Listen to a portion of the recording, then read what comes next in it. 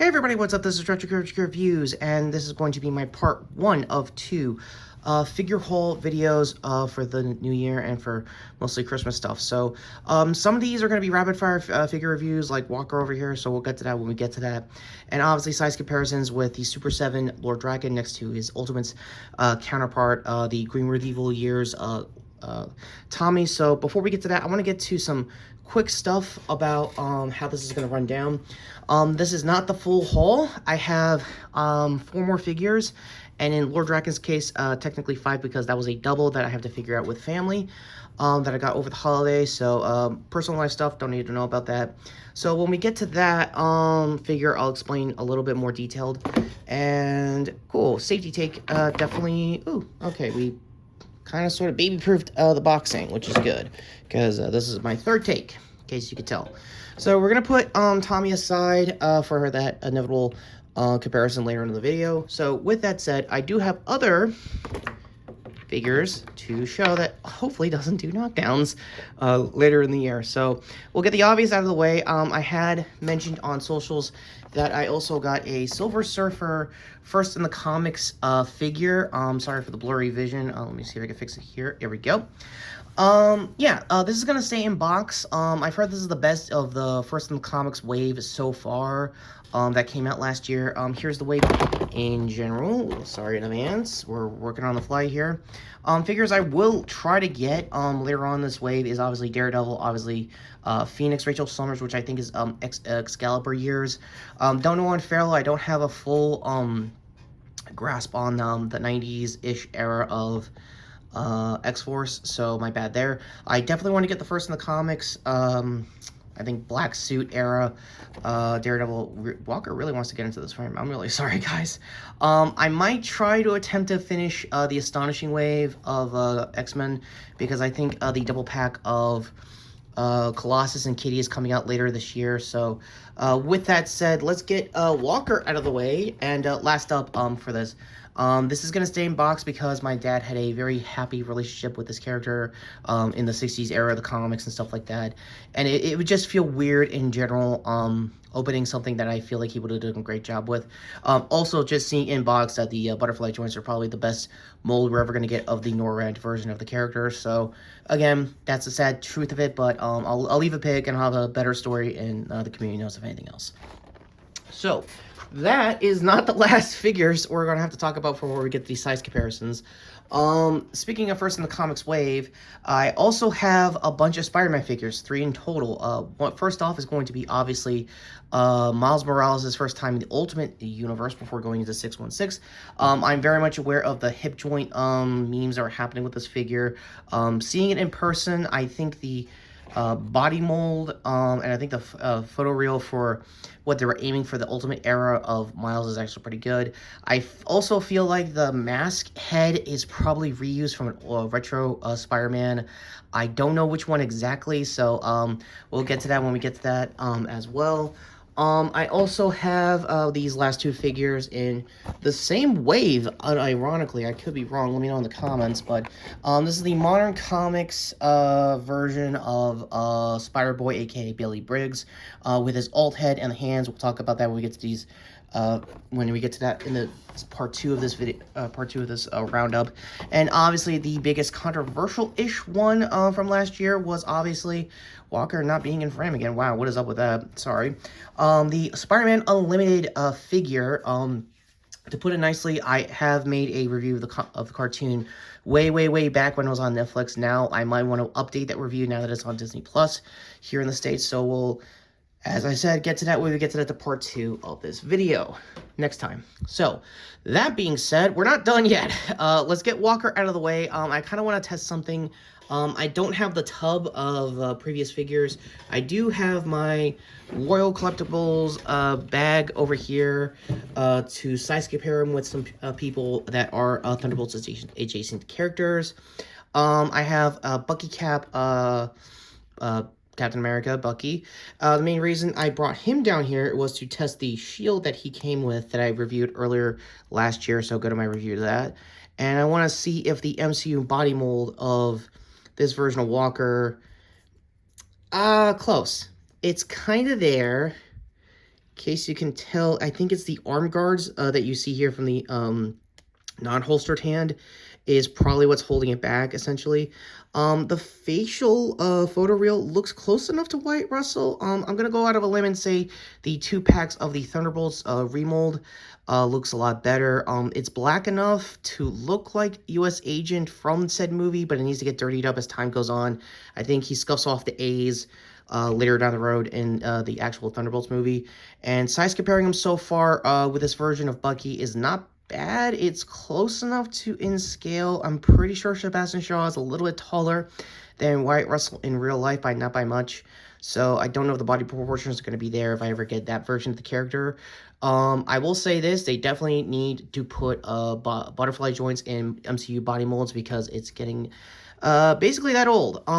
So yeah, if you can do his turn to evil that he was later on in the miniseries with Captain America, Falcon and the Winter Soldier. You could do a little bit of a blood effect here. You could spray to paint it down for custom guys. Outside of that, again, your mileage may vary. I'm not going to open up the figure because all he has is really fist hands and a glued-on gun, which is really dumb. So, one last character to do size comparisons with, if you have a Thunderbolts pack, is my version of Elena, because again, I don't have the double pack. I know her and Alexi are 2 packs, so I'm gonna have to get that later down the road, hopefully this year.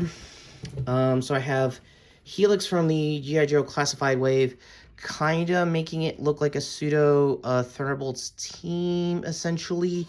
Again, your mileage may vary how you kind of want to see these characters. The headcanon of it all. Again, this is kind of like the ideal sizing I kind of want to get to if I get to the rest of the MCU Thunderbolts cast. So again, that'll happen later down the road. And with that said, figure 1 done. Also, not really much to write home about with Walker's articulation. I think it's almost the same talking points that I talked about with Steve's Endgame Cap and Falcon during Falcon and the Winter Soldier, so we're not going to talk too much about that. So, eeny, meeny, miny, mo, what is next? Well, Lord Drakkon. This will also come with size comparisons, so again, if you saw my double review of the Super 7 Lord... Green with Evil Tommy, this will basically be the same thing. Articulation-wise, I think sculpt-wise, he's way different. You can definitely tell they're going more show-accurate here. Here, however, you can see there's more muscles protruding into the suit. I guess that means that's more to symbolize him being more powered up in the Morphin Grid. And another thing I forgot to mention when I did the review for this base version of Tommy is that the Dragon Dagger holster is really hard to get in and hard to get out. And I think that is the same case here for the Lord Drakkon version of the character, so my bad in advance. Here we go. So, the only thing that's easily holsterable out is the ripped head of Saba head. No, your eyes do not deceive you. He does not have a headless accessory piece of Saba. That's kind of how it was in the actual story in the comics. I do love the old heads that you see here in the back. Essentially, the good photoreals of, I think, of then aged JDF, essentially in his 50s by the time before his passing. So those look really good. The angry head is a little exaggerated. I'll try to do pics of that because I have, speaking of Power Rangers characters, my Alien Rangers 5-pack set that I got from last Christmas that I'm going to be using as army builders for Lord Drakkon to start clearing through teams and universes like he did in the Boom comics. So we'll talk about that. So as for articulation, like I said, it's single jointed a little. It's been not too far down. That's as far as you're going to get with the knee. The ab crunch is actually pretty good, but much like the pre-Lord Drakkon Tommy over here, it is a little flexed because of the shield. Outside of that, not much. The Power Morpher belt looks better in person. The lettering is not too off. You might need to stencil some of it, not too much of it. Regardless, this is probably going to be the only thing I'll probably get left of JDF's legacy with this character of Tommy. I'm very much aware that the Legend of the White Dragon 2-pack has been done and dusted from Action Force, so and that fan film is taking forever to come out post his passing, so that's kind of how we are with that character. There is size comparisons I want to do outside of the character in show. This is my first of a handful of figure forms that I want to use to fight Lord Drakkon. This is going to be him up against Ken if he was in that Power Rangers mobile game collab they did a few years back. That got to be a figure, their X series, their crossover series. You can already tell, I don't like the size. It is close to 7-inch, which I will definitely demonstrate with my OC figure form that you guys already saw with this week's videos with Avengers Doomsday, with the X-Men trailer being out. Speaking of X-Men that we'll talk about soon with Logan. It's more in the same head sculpt and body proportions there, so it just feels weird when I shrink down to that size to go up against that guy. As far as the photo ops go, I'll figure that out on the day when I do photo ops. Last up is not really much. Again, like I said with Lord Drakkon, I'm probably going to do a army builder shoot with him against the Alien Rangers I have here. Sizing-wise, that makes sense because he is building up his power level. He's building up his morphing grid. This isn't his final form. I know I'm saying a lot of anime memes, but that's kind of how it is with Lord Drakkon at this time in the comics, so that'll be it. So, last figures, hopefully, and we're going to open up one of the boxes off screen because I really want to try the head sculpt for World War II Wolverine in the Executioner wave. You could definitely see how echoey it gets when we lose less and less figures. Sorry for that. I don't have every version of my collection of Logan. We're going to stick to what came out last year, which is obviously the Secret Wars Logan that I already did a review with, so go to that. So already you can tell the difference between each other. I think the size is a little bit off too. Again, I think he's taller than his soon-to-be Wolverine X-Men self, so that's kind of weird. Outside of that, there is some pluses to this figure. The sculpt is really good. The head is really nice. It's like the most relaxed Logan I have seen. It's not full-blown neutral generic face, so that's really good. Again, it looks better in person with the photoreal. The claw is not bad as usual. Their double jointed knees is pretty good. I think it's hindered a little bit from the uniform. I could be wrong. I think, yeah, this I might have got extra scuff paint with this, so I'm gonna have to X-Acto knife that later down the road with that knee joint. Everything else is fine. I might have to, will it be 4 videos in a row in this basement that I have to probably heat up an knee joint? No. There's boot cuts. The World War II Thompson is pretty historically accurate, and I don't think blasters like that get flack on marketers for stuff like that. So the reason why I want to open up the helmet head is that's what it comes with. So when I get to that, the rest of the wave for the Executioner build is actually not bad. They finally did, if you saw the pictures online during, I want to say, New York Comic Con, that they did a Fall of Krakoa Iron Man armor that I would like to get, which I will show right now. If I have focus right about here. So we're going to take the head off screen because that's kind of how I roll with this figure review. Sorry in advance. Smooth. That was very smooth for a Wolverine head, just gonna say right now. Ironically, I wanna, since I got the Secret Wars head, I'm gonna try to experiment and see if it's the same ball socket that they have for this figure, because again, this doesn't have butterfly joints, so it could be a different mold in general, which might also mean a different socket. Okay. First part done. Let's see if we can relax this Logan. Ooh, we got a connection. And kind of there. Yeah, that's actually kind of not bad. It could kind of weirdly look like Logan just hanging around the mansion or hanging around wherever they're training the kids nowadays in the comics, because I believe the Age of Revelation's ending, and we're gonna go to Beyond Shadows timeline. Blurred Off here talked a lot about how it was a mismanaged wave of comics in general, so go to his final review for that series. I think he has a playlist for the Age of Revelation timeline as a whole, so you know what to catch up on the comics.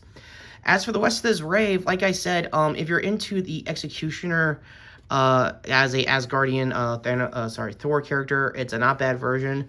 The one problem I saw early on, this could be me, I don't think it has butterfly joints if you're going to commit to building this figure. It could be the digital photoreal that's probably tricking me and stuff like that. So that's kind of where we are. So we're done as far as this wave of figures go. Like I said, I got at least 4.5 more figures to go through, but realistically it's going to be 3. So on the whole, let's put him up against all the other guys that got size compared. Let's get Drakkon back here for the final shot. Let's get Walker with somebody here. Hang on. Sorry in advance. Walker, I honestly say is going to be the weakest figure out of all of this. I think this is going to get an easy 6 out of 10, just out of general principle, mainly because there's not really much to write home about with this version of the mold, and obviously the Thunderbolt's version of the character is probably way better if you got figures of that last year. The high 9 out of 10s are going to definitely be from Logan's World War II era, by the way. The hands, I didn't get time to get into the hands, but they're easy to pop off. They're easy to reattach. I'm glad they're alt hands. I've been probably singing the praises of Wolverine characters getting alt hands instead of just like popping out the claws and just making a fist hand out of nowhere. So I'm glad that's part of a thing. I forgot the exact prices for everyone. I know Drakkon is probably going to be the most expensive, so I will say he's probably ranging 50 to 60 bucks. Walker is not bad on sale, if anything, and that's kind of it. So this is really my scores for now. It may subject to change when I get to the Spider-Man cast for part 2 of this roundup. So again, let me know in the comments of which of these figures you guys actually like. Do you think the Lord Drakkon one from 2024 superseded the expectations of accessories and articulation, which I did not have time to get into, comparing with Green with Evil Tommy from Super 7? Do you think the World War II Logan is a deluxe class figure that should have just been a single release of its own? I think so as well. If there's any other hiccups I might have missed in the articulation department, please let me know. I'll address it in the community notes of anything from my channel and comments as always.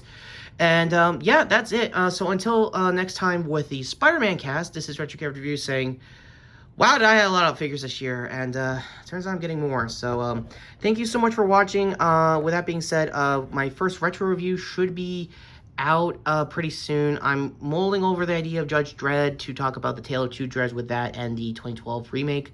So more on that next time.